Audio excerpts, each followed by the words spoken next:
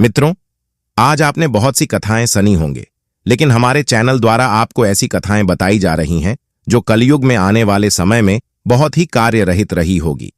इस कथाओं के माध्यम से हम आप सभी दर्शकों को यह बताना चाहते हैं कि समय किस गति से चलता है, समय की गति क्या है, समय क्या होगा। अगर भारतवर्ष इतने सारे योग के चले गए थे, एक ऐसा योग नहीं जा रहा है जो ना ही कभी देखा होगा, ना ही कभी देखना चाहोगे। एक ऐसा युग आएगा जिस पर सारे लोग एक दूसरे के खून के प्यासे हो जाएंगे। एक ऐसा ही होगा आएगा जिस युग में ना तो कोई परिवार होगा, ना ही कोई धार्मिकता के, ना ही कोई हिंदू होगा, ना ही कोई मुसलमान होगा, ना ही कोई ऐसा ही होगा। इसी तरह बहुत से धर्म में ना ही किसी का अस्तित्व रहेगा। अस्तित्व रहेगा तो सिर्फ चारों ओर दर का और बहुत सारे लोगों का ख्वाब रहेगा। हर एक आदमी, औरत, बड़े बच्चे, बूढ़े में हरी का औरत को ख्वाब रहेगा। सबसे भयानक चीज होगी तो वह औरत के साथ होगी, क्योंकि स्त्रियां ना ही सुरक्षित होंगी और न ही कोई धर्म बचेगा। किसी भी परिवार में किसी भी स्त्री का किसी के साथ भी संबंध हो सकता है। स्त्रियां पराये पुरुष की आंखों में आंखें डालकर देखेंगे, उनके साथ संबंध व्यतीत करेंगे। ऐसा दौर आने जा रहा है। इस तरह आगे बढ़ाई जाने वाली बहुत सी कथाओं में की कथा एक ऐसा माध्यम है जिससे अपने आने वाले समय को किस तरह सुधर जा सकता है। आज हम आपको बताने जा रहे हैं कि कलयुग का आरंभ कैसे होगा। सबसे पहले हम एक भारतवर्ष में आपको एक ऐसी कहानी सुनाएंगे जिसमें एक छोटे से बालक ने अपने प्रश्न पूछने के एक अध्याय से उसने बहुत सारी एक ऐसी कहानी लिख डाली जो बहुत ही अचंभित करने वाली होगी। भारतवर्ष में एक भरतपुर गांव में एक मुखिया का बेटा था। मुखिया बहुत ही गांव में प्रचलित थे। मुखिया का न्याय बहुत ही सर्वोपरि था। उनको बहुत सारी वीडियो पुराण और रामायण महाभारत जैसे ग को याद कर लेते थे। वह सुबह शाम भगवान की पूजा करते थे। सुबह गायों को दान करते थे, चिड़ियों को ताना डालते थे। हर एक प्रकार की वह अपने से हो सके ऐसी सेवा कर रहे थे। लेकिन तभी एक बार मुखिया जी अपने गांव की पंचायत में बैठते हैं और बहुत सारे लोग वहां आकर बैठते हैं और उनसे वादा कटिंग करते हैं। बहुत सारी बातचीत होने के बाद राजनीति की बातें आती है। राजनीति की बातें पूरी होने के बाद संतों की बातें आती है। संतों की बातें पूरी होने के बाद गांव में चल रहे विचार परामर्श की बात, सभी बातों का अध्याय शुरू होता है। स्त्री की बातें आती हैं और तभी मुखिया जी कहते हैं, स्त्री पर कभी किसी को भरोसा नहीं करना चाहिए, क्योंकि स्त्री एक ऐसा साधन है, वह ऐसी काम वासना है जिससे हर मनुष्य के हर एक प्रकार से उसे नुकसान हो सकता है। लेकिन स्त्रियां कितनी भी होती हैं, इतनी गंभीर होती है, अपने परिवार के लिए गुजरात चला सकती है। ऐसी स्त्रियां बहुत ही काम देखने को मिलते हैं। तभी द्वापर युग, त्रेता युग, इसी तरह भगवान विष्णु के सारे अवतारों की नाम लिखे जाते हैं और गांव में सभी अवतारों के पूजन की बात की जाती है। बात करने पर क्या चीज बोलते हैं कि हम कल सुबह बात करेंगे, रात अभी बहुत हो चुकी है क्या? जी, अपने शाम को घर जाते हैं और उनके बेटे का बेटा, यानी कि उनका पता उनके रात देख रहा था। वह अपने दादाजी से बहुत ही प्रेम करता था। वह अपने दादाजी के लिए बहुत ही इच्छुक स्वभाव का था। दादा की हर एक कार्यवृत्ति में उसका भाग लेना आवश्यक था। और तभी दादरी से कहता है, दादाजी कुछ कहानी सुनाओ। और दादाजी कहते हैं, आज मैं सुनाने जा रहा हूं कलयुग की कहानी। कलयुग कैसा होगा, कलयुग की बच्चा क्या होगी, पर कलयुग का स्थान कहां होगा, कलयुग की चक्र में आएगा और कलयुग कितने सालों में आएगा, ऐसी कहानी सुनाने जा रहा हूं। तभी वह बच्चा बहुत ही अच्छाम बीच हो गया और कहने लगा कि है दादाजी जी, आप क्या कह रहे हैं? एक ऐसा योग आएगा जिसमें सब नष्ट हो जाएगा।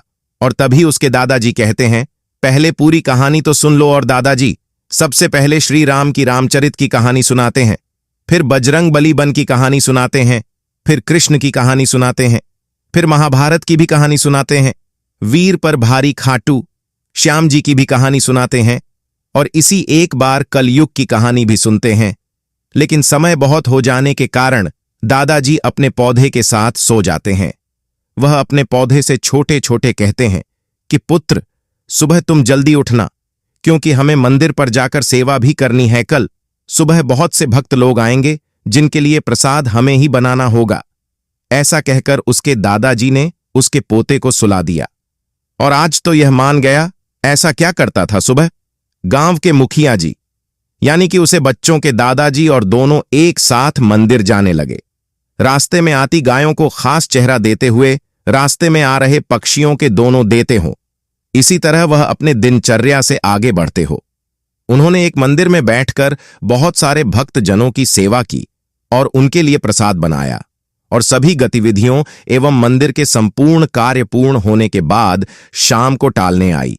तब उसे बच्चों ने पूछा कि दादाजी, आप मुझे रात को ऐसे योग की कहानी सुनाने जा रहे थे जो एक बहुत ही भयानक था। क्या सच में वह भयानक था, ऐसा कहते हैं? उसके दादाजी बोले कि ऐसा नहीं पुत्र, धर्म पर धर्म नहीं जीत सकता। कभी भी धर्म की जीत नहीं हो सकती। धर्म को कितनी भी बुराई कटाई क्यों न करनी पड़े, लेकिन जीत हमेशा धर्म की ही होती है। इतना कहते ही उसे पलक में उसे कहानी को जानने के लिए उत्साह बढ़ गया, और उसके दादाजी बोले कि चलो पुत्र, मैं तुम्हें गांव के पीछे उसके नीचे बैठकर मैं तुम्हें आज पूरी संपूर्ण यह कथा सुनाऊंगा। इतना कहते ही वह बालक और उसके दादाजी दोनों एक साथ गांव केवट वृक्ष के नीचे बैठकर और दोनों कहानी सुनाने लगे। दादाजी ने सर्वप्रथम कलयुग की प्रारंभ की गाथा सुनाई कि महाभारत के बीच में अंतिम राजा आगमन हुआ था। तब कलयुग का अवतार हुआ था। धन जहां धर्म हो, वहां जहां पर शराब पी जाती हुई, वहां जहां पर वेश्यावृत्ति चलती हो, वहां जहां पर कुर्ता चलती हो, वहां युद्ध में, लहू में, सोने में, चांदी में, चूड़ी में, शराब में, हर जगह कलयुग का वास होगा। यह कहकर ही दादाजी ने कहा कि कलयुग एक ऐसा समय आएगा जिस वक्त ना तो स्त्रियों का सम्मान होगा, ना ही सतगुरु का सम्मान होगा। जय जय से समय बिताएगा, वैसे वैसे मनुष्य के चारों ओर अंधकार छाता जाएगा, और ना ही किसी ईश्वर की कृपा होगी, ना ही किसी भगवान का। तब बहुत समय बीत जाने के बाद स्त्रियों में ना ही डर होगा, ना ही किसी प्रकार की लज्जा होगी। वह पर पुरुष के साथ संबंध बनाते समय कुछ भी विचार नहीं करेंगे। उन्हें केवल अपना ही कार्य दिखाई देगा। इतना कहते ही वह बालक बोला, ठीक है दादाजी, इतना खतरनाक होगा, कलयुग उसका अंत नहीं होगा। तब उसके दादाजी ने कहा कि पत्र कभी भी धर्म की विजय नहीं हो सकती। जिस प्रकार इस धरती पर धीरे धीरे पाप बच्चों को खा जाएगा, तब एक सूर्य की किरण होगी, और तब भगवान विष्णु का अवतार, कल की अवतार, इस प्रताप धरा पर जन्म लेगा और इस कलयुग के अंत का कारण बनेगा। इसी तरह इस कलयुग में बहुत सी ऐसी घटनाएं होंगे, बहुत से ऐसे कार्य होंगे जो यह मानव जाति नहीं दे सकती। अभी तो नवमंडल युग चल रहा है।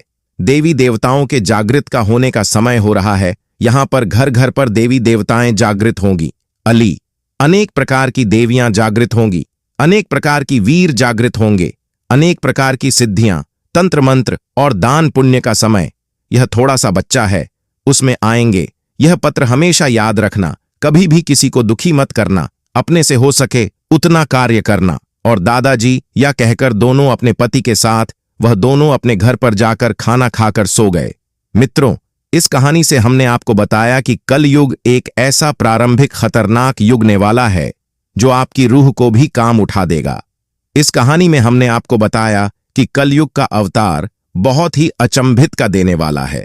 कृपया करके अपने अपने कार्यों में व्यस्त न रहे, थोड़ा सा दान पुण्य भी करें।